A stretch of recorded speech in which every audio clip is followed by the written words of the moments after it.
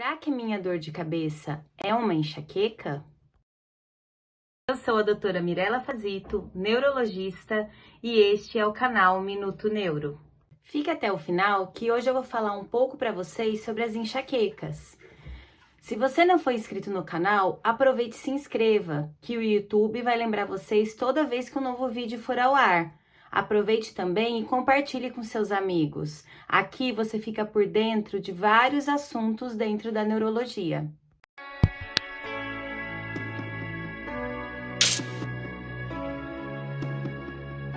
Hoje eu vou falar um pouco para vocês sobre a enxaqueca. Também chamada de migrânia, é um dos tipos mais comuns de cefaleia primária. Ela comete cerca de 12% da população, sendo muito mais frequente no sexo feminino, cerca de 3 mulheres para cada homem. O pico de idade é entre 20 e 50 anos, mas existem crianças que já iniciam um quadro de enxaqueca. Nós caracterizamos o episódio enxaquecoso com alguns fatores, em que o paciente pode ter um pródromo, que são alguns sintomas gerais antes de iniciar o quadro de dor. Alguns pacientes têm aura, que eu vou falar um pouco mais para vocês mais para frente. Logo em seguida da aura, normalmente vem a fase álgica, que é a fase da dor. Depois a fase da recuperação e alguns sintomas que o paciente pode apresentar, que a gente até chama popularmente como a ressaca da enxaqueca.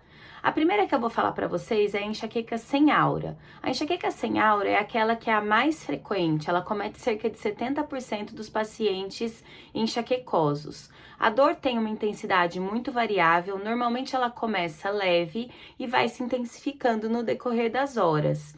Esses pacientes podem apresentar uma localização variável, mas a grande maioria dos casos a dor é hemicraniana, ela prevalece muito mais num lado da cabeça. Pode ter pontos fixos, mas muitos pacientes começam com a dor de cabeça num ponto e acabam irradiando para o restante da cabeça, que é a que chamamos de holocraniana. O paciente também pode ter uma variação na localização da dor. Algumas crises hemicraniana direita, outras crises hemicraniana esquerda, e esse tipo pode variar durante a manifestação das crises.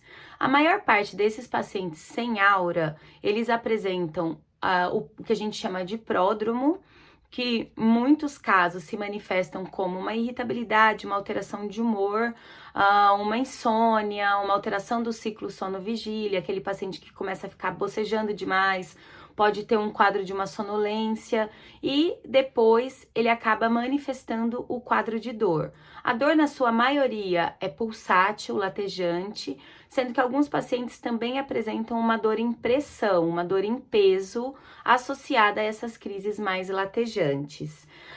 Existem vários tipos de enxaqueca, então a enxaqueca sem aura é um tipo delas, mas a classificação vai nomear vários outros tipos de dor de cabeça. A gente tem os fatores endógenos, que é o que a gente caracteriza como fator genético do paciente, então aquela história familiar, a própria alteração genética que faz com que o paciente tenha uma predisposição a ter crises de dor de cabeça, de enxaqueca, e os fatores exógenos, que são alguns fatores ambientais que acabam influenciando e fazendo com que o paciente tenha um quadro de dor. Esses fatores podem variar entre a alimentação, o uso de álcool, a privação do sono, o próprio estresse psicológico, um jejum muito prolongado. Então, são sintomas muito pessoais que, na verdade, a gente vai ter que avaliar em conjunto com o nosso paciente. Para a gente caracterizar o paciente com enxaqueca sem aura, ele tem que ter pelo menos 5 crises de dor, muitas vezes associadas aos pródromos e também durante a crise de dor associada a outros sintomas, como náusea, vômito, fotofobia, que é a dificuldade com a luz, fonofobia, osmofobia, que é com cheiro, fonofobia é a audição. Então, é aquele paciente que busca um ambiente escuro e um ambiente mais calmo para poder ter um alívio da sua dor.